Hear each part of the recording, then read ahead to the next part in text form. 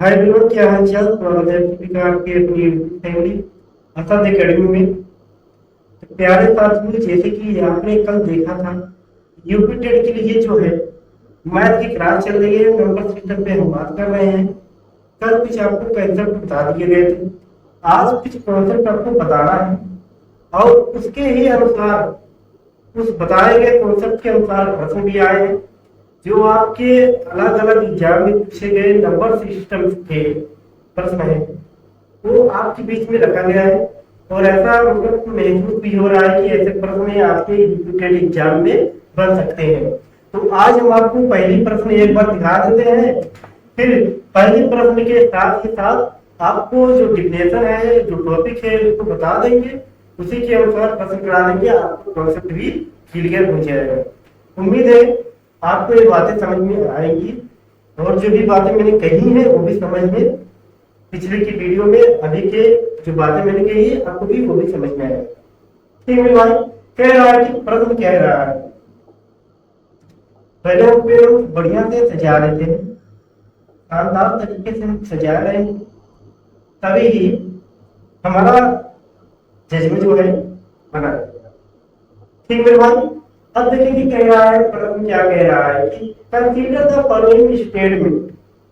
Consider the following statement इसका मतलब होता है निम्नलिखित कथन पर विचार कीजिए।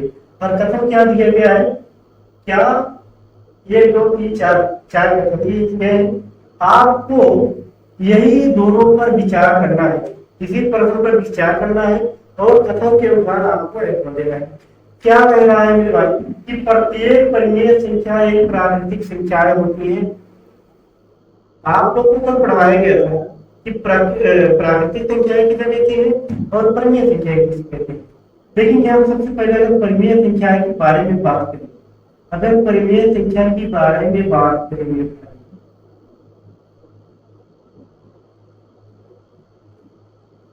परिमेय संख्या क्या होती है, इसकी तीन कंडीशन है। परिमेय संख्या क्या होती है, इसकी तीन कंडीशन है जिसे हम p बटे q के रूप में लिख सकते हैं। जिसे हम p बटे q के रूप में लिख सकते हैं परिमेय संख्या कहलाती है। q नॉट बराबर 0 होना चाहिए, q 0 नहीं होना चाहिए, इसको विशेष ध्यान रखना है। और सबसे ज्यादा ध्यान ये भी रखना है कि p और q दोनों इंटीजर होने चाहिए।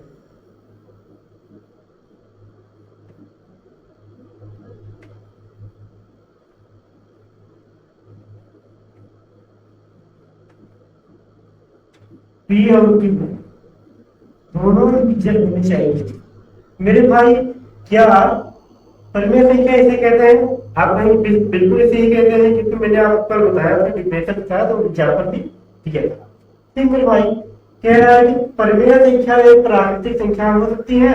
अब मान लीजिए मैंने कोई प्रश्न ले लिया, 2/3 ले लिया। अगर मैं 2/3 लिया है, इसका मतलब क्या है, परिमेय संख्या है। तो हम आएंगे, क्या जो दी गई है ये नेचुरल नंबर है कि नहीं है मेरे भाई, दिए गए ये नेचुरल नंबर है कि नहीं। आप कहेंगे बिल्कुल दिए गए प्रश्न नेचुरल नंबर है। ठीक मेरे भाई, ये क्या है, नेचुरल नंबर है, ये भी नेचुरल नंबर है और ये भी नेचुरल नंबर है। इसका मतलब दोनों नेचुरल नंबर होने के कारण क्या हो गया, पहला नियम फॉलो कर गया। पहला कथन जो है मेरे भाई वो 100% फॉलो कर गया। ये मतलब है कि 100% सही है। अब दूसरा कंडीशन में आते हैं, प्रत्येक पूर्ण संख्या एक प्राकृतिक संख्या होती है। प्रत्येक पूर्ण संख्या एक प्राकृतिक संख्या होती है मेरे भाई। तो हम देखेंगे प्रत्येक पूर्ण संख्या प्राकृतिक संख्याएं नहीं होती है, क्योंकि हम जानते हैं जो होल नंबर का स्टार्टिंग होता है, होल नंबर यहाँ से स्टार्ट होता है 0 1 2 3, ये बढ़ती जाती है अनंत तक। ये क्या है, 0 1 2 3 क्या है मेरे भाई, होल नंबर है। अगर हम बताएं नेचुरल नंबर किसे कहते हैं, नेचुरल नंबर किसे कहते हैं, उसकी स्टार्टिंग 1 2 3 4 5 ऐसे लेकर जाएंगे अनंत। आप बातें यहाँ तक समझ में आए, जो नेचुरल नंबर होती है वो होल नंबर हो सकती है, लेकिन जो होल नंबर होती है नेचुरल नंबर नहीं हो सकती है, मतलब जीरो इसमें होल नंबर में आता है, नेचुरल नंबर में जीरो नहीं आता है। उम्मीद है बातें आपको यहाँ तक समझ में आई। जब बातें आपको यहाँ तक समझ में आई, इसका मतलब दूसरा स्टेटमेंट जो किया गया है वो बिल्कुल गलत किया गया है। दूसरा स्टेटमेंट जो है वो बिल्कुल गलत है। इसका मतलब तो क्या हो जाएगा, केवल वन, केवल वन। ऑप्शन नंबर ए क्या हो जाएगा मेरे भाई, ऑप्शन नंबर ए हो गया। तो आज हम बात करेंगे, किस पे बात करेंगे मेरे भाई, आ गए हम अपने टॉपिक, ठीक है, आगे अपने टॉपिक। जैसे मैंने आपके बारे में नहीं पढ़ा कल, जैसे मैंने नंबर सिस्टम के बारे में कुछ टॉपिक पढ़े थे। इस टॉपिक में क्या पढ़े थे, रियल नंबर किसे कहते हैं, इमेजिनरी नंबर किसे कहते हैं, इवन नंबर, ऑड नंबर, और जो तीन प्रश्न है, जो तीन टॉपिक ऐसे थे जो पढ़े थे। आज हम स्टार्ट करेंगे परिमेय संख्या किसे कहते हैं, प्राइम संख्या, प्राइम संख्या किसे कहते हैं, कंपोजिट संख्या किसे कहते हैं। आज हम दो कंडीशन इसे पढ़ेंगे, दो टॉपिक ये पढ़ेंगे, और इसके अनुसार जो प्रश्न अलग अलग विचार पूछे गए हैं उसको भी करने का प्रयास करेंगे और आपके सामने करेंगे। ठीक है भाई, तो आइए हम सीखेंगे, हम क्या कहेंगे कि प्राइम नंबर किसे कहते हैं, प्राइम नंबर किसे कहते हैं।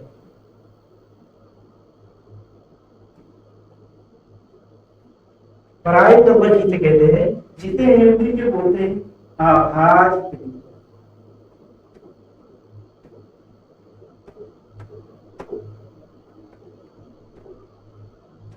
जिसे हिंदी में बोलते हैं अभाज्य संख्याएं किसे कहते हैं। तो मेरे प्यारे बच्चों, मेरे प्यारे साथियों, तुम्हारी यहाँ बच्चे नहीं है, बच्चे हूँ भाई, मैं भी एक पढ़ता, मतलब पढ़ाई करता हूँ भाई, ऐसा नहीं है, आप लोग मेरे साथी हैं, ठीक है भाई।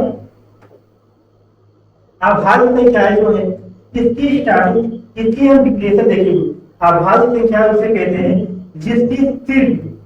जिसकी केवल दो गुणनखंड होते हैं, जिसकी केवल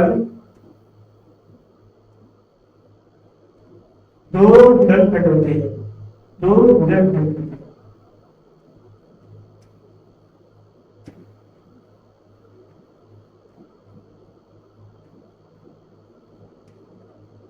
जिनके केवल दो गुणनखंड होते हैं मेरे भाई, वही अभाज्य संख्याएं कहलाती है। मान लीजिए ये कोई दो है, सबसे छोटी अभाज्य संख्याएं दो है, फिर 3 आ गया, 5 आ गया, 7 आ गया, 11 आ गया, ऐसे 13 ऐसे काफी सारे हैं, अगर तक कह सकते हैं, ठीक मेरे भाई। अब देखेंगे जो दो है, इसकी केवल और केवल दो फैक्टर बनेंगे।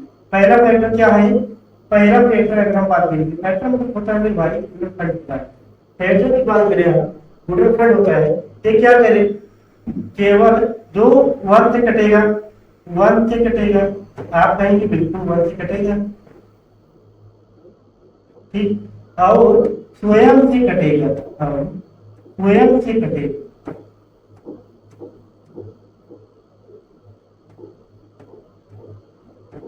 आप कहेंगे बिल्कुल सही है सर। देखेंगे हम जो दो है वो केवल 1 से कटेगा, केवल 1 के टेबल में आएगा और केवल 2 के टेबल में आएगा, यानी कि केवल 12 के टेबल में आएगा। इसलिए ऐसी संख्याएं अभाज्य संख्याएं कहलाती हैं। इसी प्रकार 3 भी ऐसा है, 5 भी ऐसा है, 7 भी ऐसा है। जितना आगे बढ़ते जाएंगे ऐसी संख्याएं आपको मिलेगा। अब कंडीशन आ गई, क्या 4, क्या 9 ये अभाज्य संख्या नहीं है, वहां पर बिल्कुल नहीं है। इसकी जो गुणनखंड होगी मेरे भाई, ये तीनों की, ये दोनों की, दो तीन गुणनखंड होगी, एक तो स्वयं की हो जाएगी, स्वयं की, एक 1 से, और एक 2 गुणे 2 का फैक्टर भी बन रहा है। इसका मतलब हो गया ऐसी संख्याएं भाज्य संख्याएं कहती है। इसका हम डिफिनेशन आपको लिख दे रहे हैं, आप लोग के अगर स्क्रीनशॉट चाहिए मेरे भाई, ज्यादा उधर जाने की देर नहीं दिखाया है, ठीक है। अगर आप सभी को इसका स्क्रीनशॉट आना चाहिए तो आप स्क्रीनशॉट ले सकते हैं। आगे बढ़ते हैं ना, ठीक। थोड़ा इधर ज्यादा लिखने का प्रयास करूंगा, क्योंकि उधर हमको लग रहा है इधर ज्यादा नहीं दिख रहा है। अगर कर दिए जाए ठीक, हो सकता है तो देखिए। ठीक है भाई, तो आ जाएंगे हम भाज्य संख्याएं।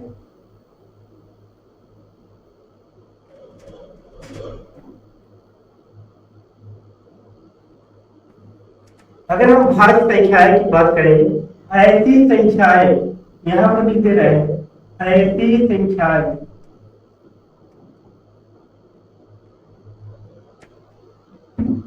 जिसकी दो से अधिक गुणनखंड है।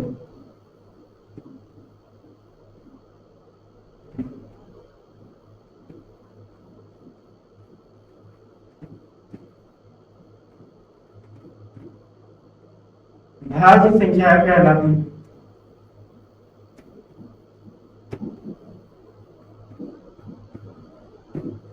क्या कहलाती है भाई? भाज्य संख्याएं कहलाती। आप कहेंगे बिल्कुल भाज्य संख्याएं कहलाती है, तो हम देखेंगे कोई भी संख्या ले लेंगे हम 4, मान लीजिए यहाँ पर 4 ले लीजिए, यहाँ पर 9 ले लिए, यहाँ पर 6 ले लीजिए, यहाँ पर 12 ले लीजिए। यहाँ से ये 4 में हम समझ जाएंगे भाज्य संख्याएं किसे कहते हैं। देखिए हम इसकी जो है 3 फैक्टर बनती है। इसका मतलब होता है 3 फैक्टर बनने के कारण क्या है, ए स्वयं से कटेगी, ए 1 से कटेगी और ए 2 से कटेगी। इसका मतलब हो गया कि 3 स्वयं से कटेगी मेरे भाई, ये स्वयं से कटेगी, 1 से कटेगी और 2 का फैक्टर भी बनाएगा। ये क्या आएगा? 3 का फैक्टर बनाएगा। ये क्या मेरे भाई? 2 का फैक्टर बनाएगा, 2 3 और 2 गुणे। आप समझ जा रहे हैं, ठीक है? आप समझ पा रहे होंगे कि जिसके फैक्टर 2 से अधिक बने, जिसके फैक्टर 2 से अधिक बने वो भाज्य संख्या कहलाती है। जिसके फैक्टर 2 से अधिक बने वो भाज्य संख्या कहलाती है।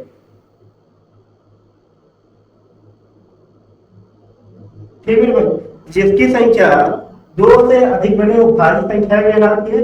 इसे हम भाज्य संख्या बोलते हैं। अब बहुत ही इंपॉर्टेंट प्रश्न आ गया मेरे भाई, आपसे बेहद बार पूछा गया है, आपसे काफी बार पूछा गया है ऐसे प्रश्न। क्या आप बता सकते हैं प्राइम नंबर?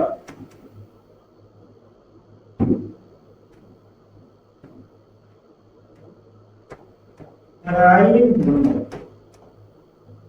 ठीक है भाई, प्राइम नंबर की संख्या बताइए। अगर आप पूछ लिए जाए 1 से, आपसे पूछ लिए जाए 1 से 50 तक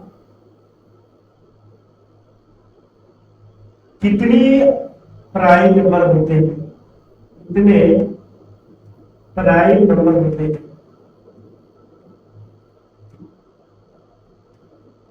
आप इसका प्रश्न बताइए।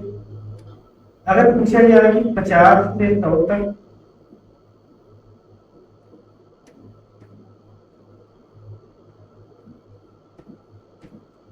प्राइम नंबर, आपसे पूछा जाए 1 से 200 तक, आपसे पूछा जाए 1 से 1000 तक,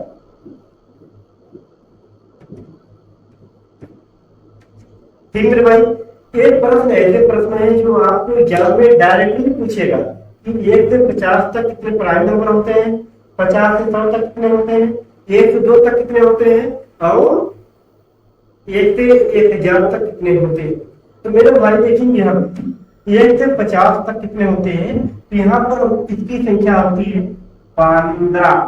आप गिन सकते हैं ना, मान लीजिए यहाँ पर 2 हो गया, 3 हो गया, 5 हो गया, 7 हो गया, 11 हो गया, 13 हो गया, 15 नहीं होगा 17 हो जाएगा, 19 हो जाएगा, 21 नहीं होगा 23 हो जाएगा, ठीक 23 हो जाएगा। इसके बाद 25 नहीं होगा, 27 नहीं होगा, 29 हो जाएगा, 31 हो जाएगा, 33 भी नहीं होगा, 35 भी नहीं होगा, 37 हो जाएगा। ठीक मेरे भाई, 37 41 भी नहीं होगा, 41 हो जाएगा, 42 43 43 हो जाएगा, 44 45 46 45 45 हो जाएगा। ये हो जाएगा। आप भी लिखिए 1 2 3 4 5 6 7 8 9 10 11 12 13 14 15। क्या आपको 15 संख्या प्राप्त हुई? क्या एक से लेकर 50 तक 15 आभाज्य संख्या प्राप्त हुई? आप कहेंगे बिल्कुल प्राप्त हुई। इसलिए हमको डायरेक्टली याद करना है, इसलिए हमको डायरेक्टली याद करना है, 1 से 50 तक संख्याएं हमको डायरेक्टली याद करना है। ठीक है मेरे भाई, अगर डायरेक्टली नहीं याद करेंगे आपको ये निकालने में बहुत ही मुश्किल होगा, आप पेपर में नहीं कर पाएंगे। अगर बात आ गई 1 से 50 तक प्राइम नंबर, 1 से 50 तक प्राइम नंबर 15 होते हैं। अगर 50 से 100 तक आ गई, 50 से अगर 100 तक आ गई, यहाँ पर क्या बोलेंगे मेरे भाई? 10 संख्या होती है, 10 नंबर होती है ऐसी, 10 प्राइम नंबर ऐसी होती है जो 50 से 100 तक होती है। और अगर हम 1 से 200 तक अगर प्राइम नंबर देखेंगे, 1 से अगर 200 तक प्राइम नंबर देखेंगे, फिर पूरा 10 और 15 मिलाकर 25 हो जाएगा। 25 नंबर ऐसे होते हैं जो नहीं 1 से 100 तक है, यहाँ पे 1 से 100 तक 25 नंबर ऐसे होते हैं। इतने प्राइम नंबर होते हैं जो 1 से लेकर 100 तक 25 नंबर होते हैं। यहाँ पर अगर हम 1 से 1000 तक बात करें, इसकी संख्या 168 होती है, इसकी संख्या 168 होती है। और अगर 1 से 200 तक प्राइम नंबर की बात करें, 1 से 200 तक प्राइम नंबर की बात करें, इसकी संख्या 46 होती है, इसकी संख्या 46 होती है। ऐसे प्रश्न जो है इसमें डायरेक्ट पूछे जाते हैं कि 1 से 50 तक प्राइम नंबर कितने होते हैं? 15 होते हैं।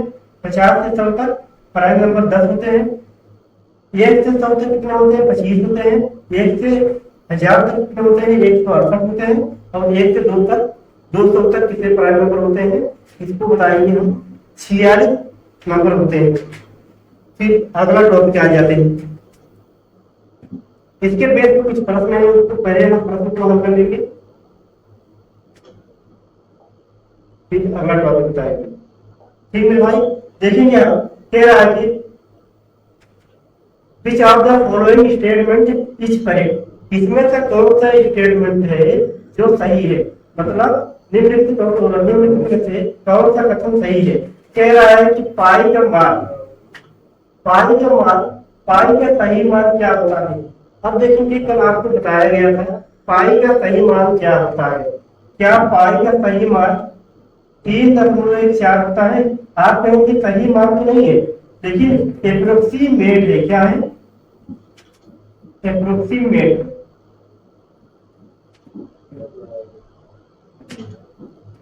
एप्रोक्सीमेट। ठीक है भाई, ये जो मान है एप्रोक्सीमेट है। अगर हम पाई का मान सही मान क्या है? 22/7 है। अगर 22/7 इसको हम डिवाइड करेंगे, ये भी प्राप्त होगा। ये भी क्या है? ये भी एप्रोक्सीमेट है, ये भी एप्रोक्सीमेट है। ठीक, पाई एक अपरिमेय संख्या है। आप कहेंगे पाई एक अपरिमेय संख्या है, तो आप कहेंगे बिल्कुल पाई एक अपरिमेय संख्या है। क्यों है? देखिए, पाई अगर हम पाई के नीचे को लगा देंगे AP बटे P बटे Q के रूप में हो जाएगा।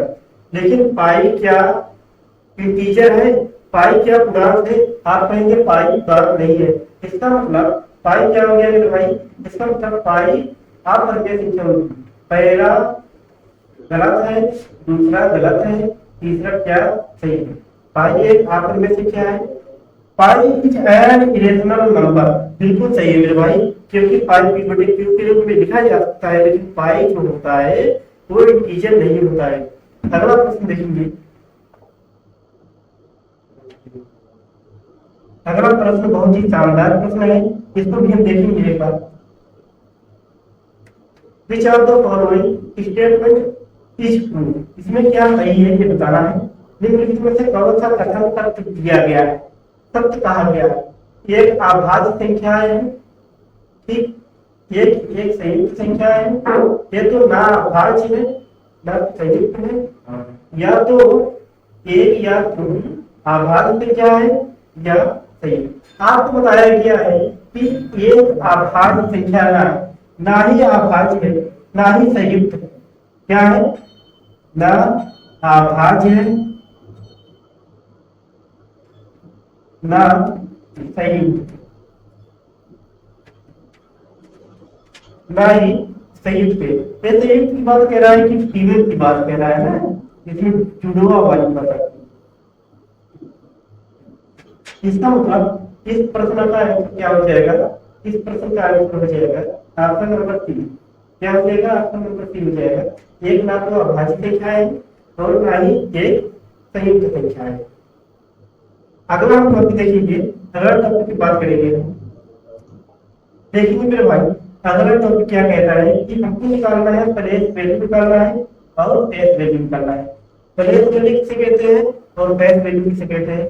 इसको हिंदी में कहते हैं स्थानीय मान। इसको हिंदी में स्थानीय मान कहते हैं और फेस वैल्यू को मान कहते हैं जातीय मान। इसका जात जो है भाई जातीय मान। ठीक है भाई, जातीय मान होता है, एक फेस वैल्यू का स्थानीय मान होता है। तो हम देखेंगे, इसको एग्जाम्पल से हम सीखेंगे, ज्यादा समझ में आएगा। ठीक, कोई भी संख्या दे देंगे, मान लीजिए संख्या 1 3 1 4 5, ये संख्या है। दिए गए प्रश्न क्या है? दिए गए संख्या क्या है? 1,31,454 प्रश्न है, तो संख्या है। अगर आप पूछे जाए इसमें 4 की स्थानीय मान बता दीजिए, इसमें 4 की स्थानीय मान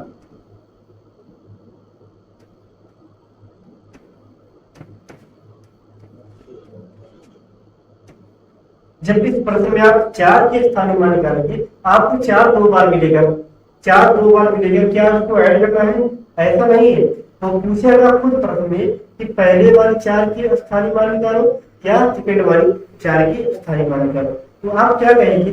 जब इकाई की स्थानीय मान निकालेंगे, इकाई को हम ऐसे लिख देंगे, हम इसमें गुणा हम करा देंगे, एक लिख के एक 0 बढ़ा देंगे। जब कराएंगे यहाँ पर एक लिख देंगे।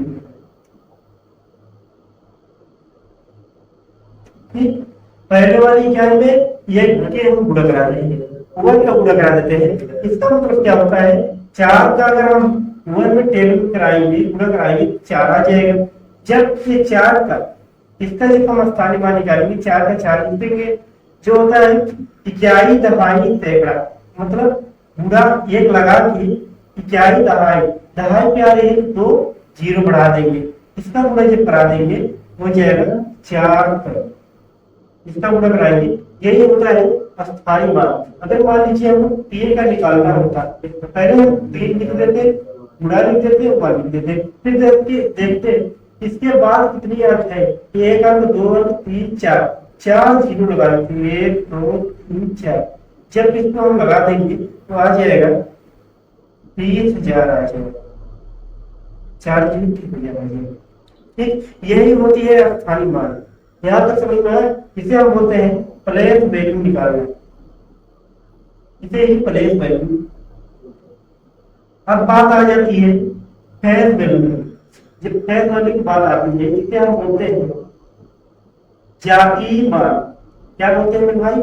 जातीय मान, जिसे हम जातीय मान कहते हैं। मान लीजिए कोई संख्या 2 3 4 5 6, यहाँ पर 0 वाले, यहाँ पर 8 वाले, ठीक है।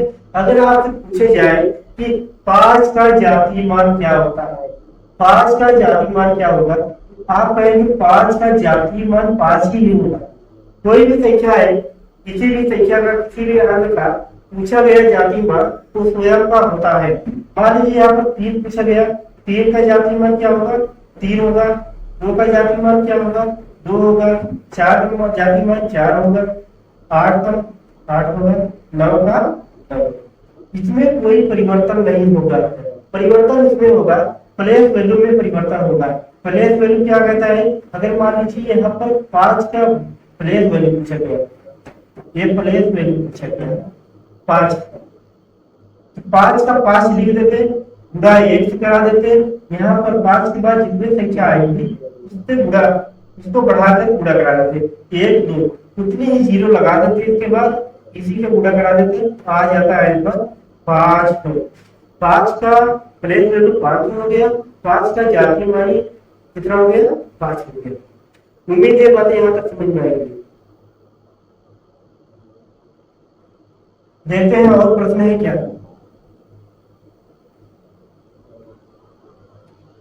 अगला टॉपिक क्या कह रहा है भाई, कि क्या ही है। अगला टॉपिक बहुत ही इंपॉर्टेंट रहने वाला है, ये इकाई अंक बोलते हैं, इसे बोलते हैं यूनिट डिजिट बोलते हैं। क्या बोलते हैं मेरे भाई, यूनिट डिजिट बोलते हैं। देखेंगे 0 हो गया, सबसे पहले हम कंडीशन लेंगे क्या, सबसे पहले हम कंडीशन लेंगे, कंडीशन नंबर 1 कहेंगे हम 4 लेंगे, कंडीशन नंबर 2 यहाँ पर 9 लेंगे। इस कंडीशन में देखेंगे हम जो 4 होता है, अगर 4 की घात, अगर 4 की घात और नंबर आ गया, मान लीजिए 4 की घात लगा के, घात इसे कहते हैं जो इसकी छोटी पे रहती है, ठीक है। 4 की घात अगर और नंबर हो गया, यहाँ पर नंबर हो गया जो इसकी इकाई अंक आएगी, तो क्या आएगी मेरे भाई, तो 4 ही आएगी। इकाई अंक कितनी आएगी, इकाई अंक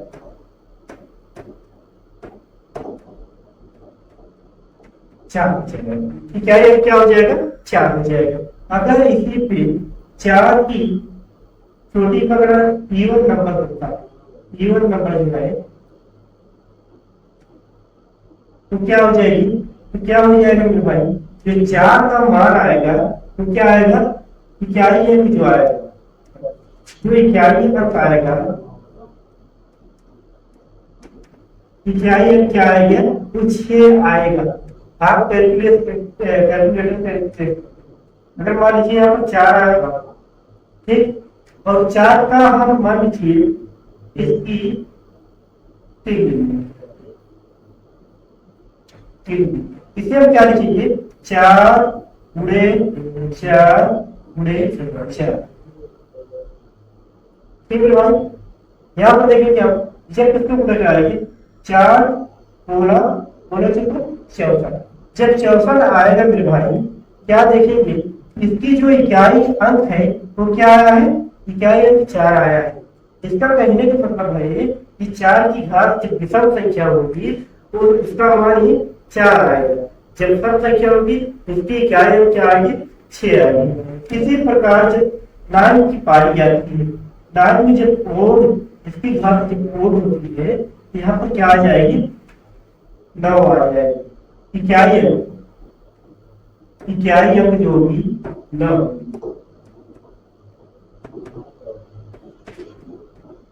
ठीक।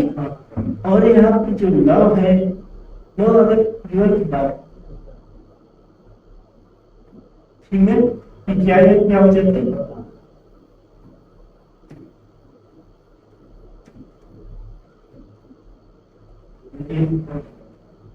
ठीक। यहाँ तक बात समझ में आई। जो इकाई अंक है अगर और संख्या है, इकाई अंक अगर और संख्या है तो मेरे भाई क्या आ जाएगी, 9 वाले केस में 9 आ जाएगा, और इवन नंबर आने पर 9 वाले केस में 1 आ जाएगा। यहाँ तक समझ में आई। अगर बात करें 9 का, अगर वर्ग करेंगे तो सम है, तो 9 गुणे 9 लिखेंगे 4, क्या आ जाएगा, 81 आ जाएगा। इकाई अंक क्या आया, 1 आया। इकाई अंक क्या आया है, 1 आया, ठीक। उम्मीद है आप बातें समझ में आपको आएगी।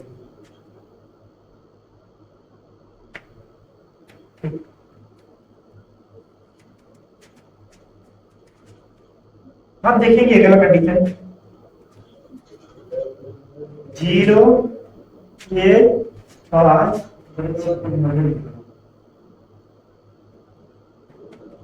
इसकी कंडीशन ऐसी है, ठीक, इसकी कंडीशन ऐसी है,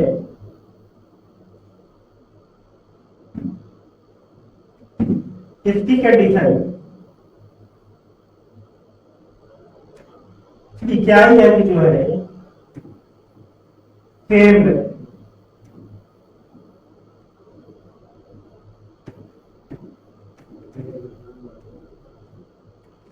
इस पे जो है ऐसी संख्या जो 4 है, 0 1 और 5 6 जो है क्या है जो रहती है सेम रहती है। क्या सेम रहती है?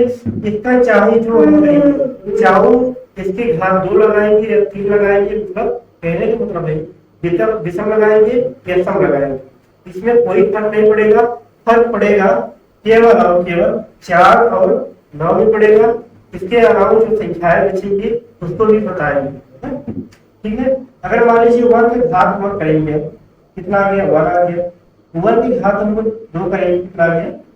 1 आ गया। 1 की घात 3 करेंगे तो 1 आ गया। ये जो इकाई अंक आ रही है, इकाई अंक जो है ये सेम है,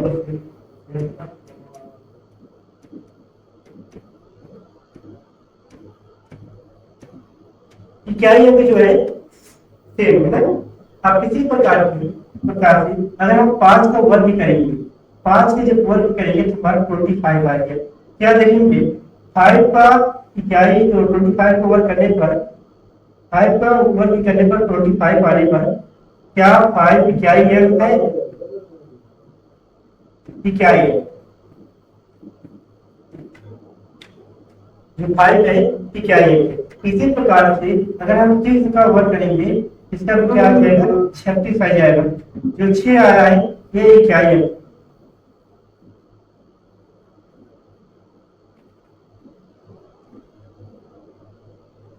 ये भी सेम है। इसमें क्या है? 0 1 5 6 में जो है ये सेम कंडीशन रहती है, इसकी सेम इकाई अंक रहती है। जैसे मान लीजिए 1 हो गया, 5 हो गया, 6 हो गया, जो लिखा गया है इसका वर्ग करेंगे या क्यूब करेंगे या फोल्ड करेंगे तो क्या आएगा? इकाई अंक सेम आएगा। बात आ जाती है 3 7, तो क्या हो गया? 8, ठीक।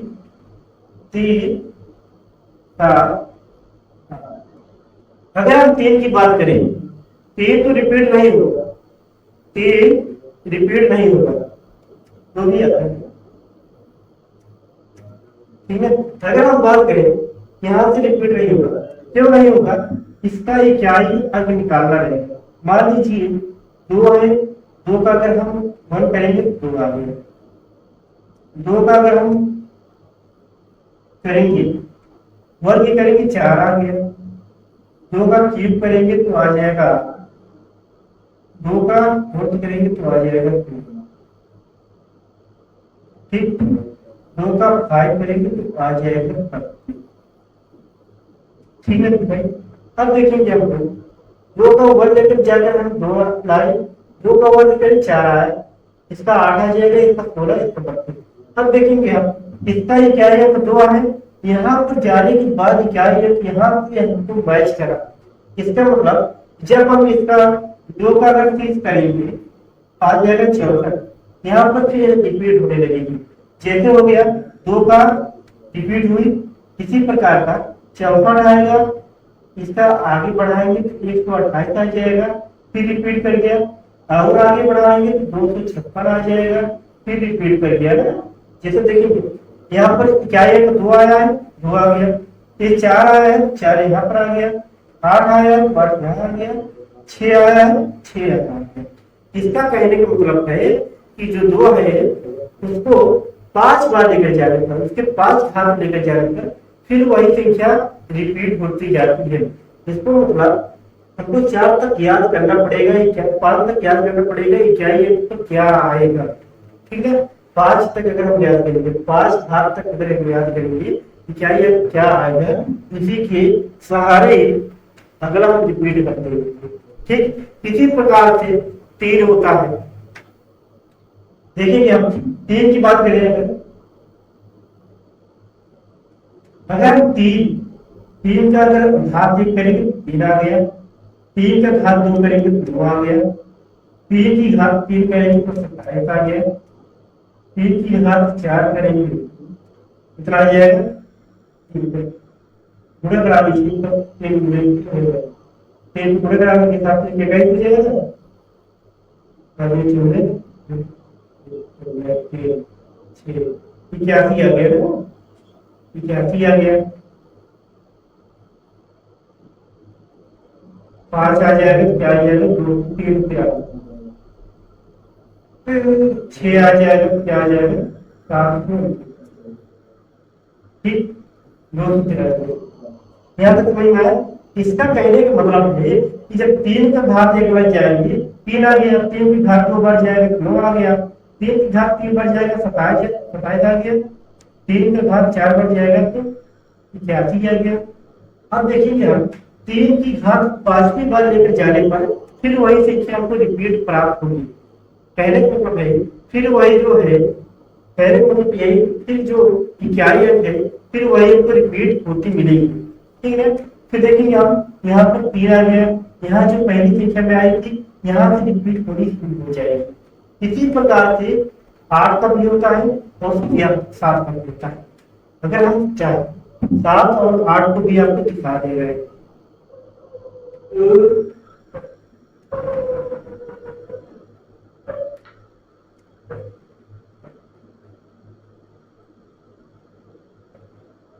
अब देखिए 8 की अगर हम बात करें,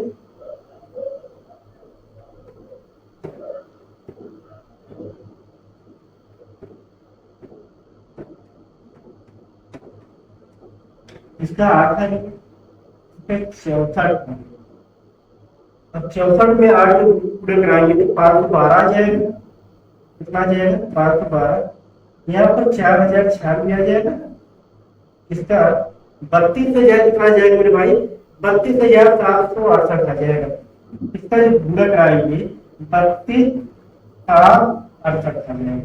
यहाँ पर हम देखेंगे इसका जब वन नहीं, इसका जो वन लेकर गया ये ढा गया 8 आ गया, 1 लेकर गए 4 आ गया, 3 लेकर गए 2 आ गया, 4 बार लेकर गए तो 6 आ गया, फिर 5वीं बार ले जाने के बाद फिर 8 आ गया। इसका मतलब है 5वीं बार में सेम 11 अंक प्राप्त होगा, सेम 11 अंक प्राप्त होगा,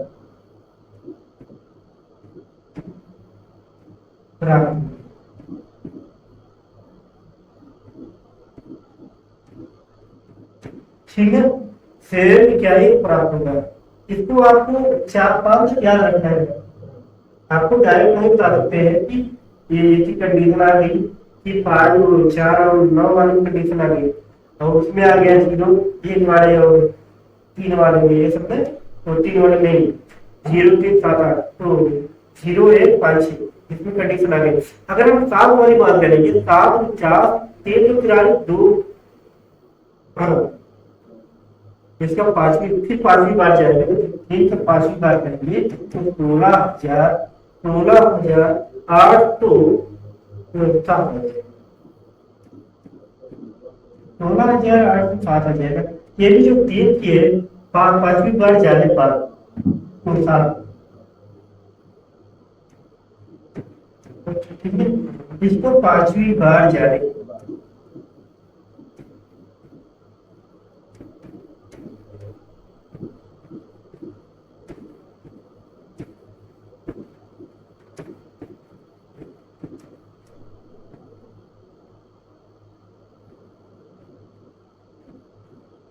इसका मतलब क्या है कि 5वीं बार लेकर आप जाएंगे तब क्या है फिर से रिपीट होने शुरू हो जाएगी। 5वीं बार जाएंगे तो देर तक पढ़ोगे, 5वीं जब हो जाएगी 5वीं बार लेकर जाएंगे फिर क्या है आधी रिपीट हो जाएगी।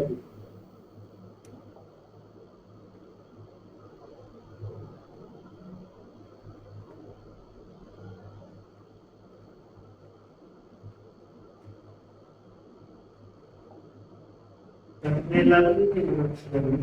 आज की क्लास यहीं तक होने वाली है।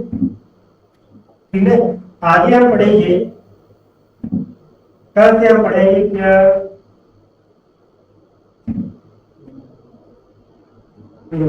विभाजिता नियम पर पढ़ेंगे। कल में जो टॉपिक रहने वाला है विभाजिता का नियम पढ़ेंगे।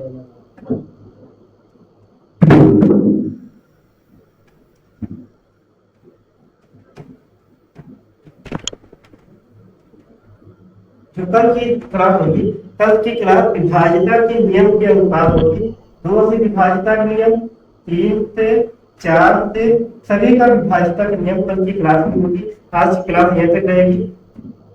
जय जय।